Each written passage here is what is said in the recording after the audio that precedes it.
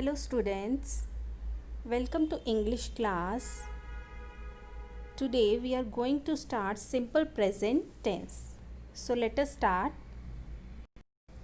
To understand simple present tense, let us read these sentences. The sun rises in the east. Here we have expressed journal truth. I play badminton every Tuesday. Now here we are expressing someone's habit. Our train leaves at 9 a.m. Now here we are talking about the timetable. He works in a bank. Now here we are talking about someone's permanent situation. Man enters space. Now this is a newspaper's headlines. I believe that you are innocent. Now here we have used believe. Believe is a verb, non-progressive verb, which is used to express thoughts and feelings. It means here we have expressed our thoughts and feelings. Next is, suddenly the window opens and a masked man enters. Now here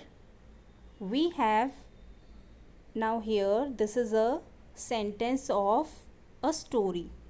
It means when we want to tell a story, we use this sentence structure. Last is, first of all, you break the eggs and whisk with sugar. Now here we are giving someone directions and instructions. Now we can notice that in all these sentences we have used first form of the verb. Rise, play, leave, work, enters, believe, opens, break,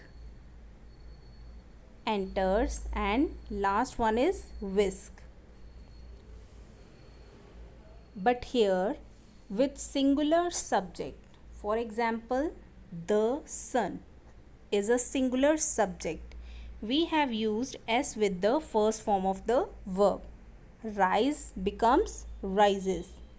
But as you can see here, I. Now I, we, you, they. These pronouns comes in plurals. So with I we have used play. No S or ES. It means in all these sentences are in simple present tense. In simple present tense with singular, we use S or ES with the verb, first form of the verb. But with plurals, we use only the first form of the verb. Now, so from all these sentences, we can say that simple present tense indicates an action which happens in the present. But it is not necessary for actions to happen right now. Simple present tense indicates unchanging situations. It means permanent situation. Journal truths, scientific facts, someone's habit, fixed arrangements, and frequently occurring events. Now let us understand these sentences as we have understood the rule of simple present tense. Now let us see how to make sentences in simple present tense positive, negative, and interrogative. In positive tenses, we use this sentence structure. Now here, first we write the subject, then first form of the verb, and then object. Now here in first sentence, I play football. Now here I is subject, play is verb, first form of the verb, football is object. I play football.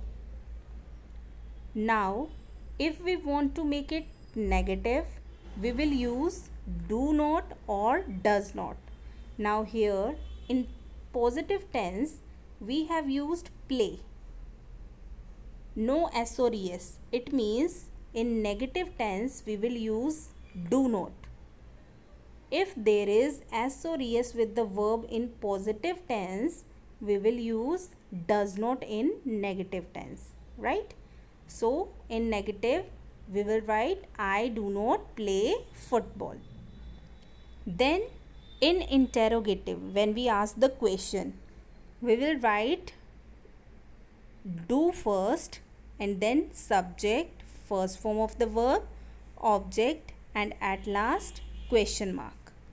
Now here we will write the sentence like do I play football?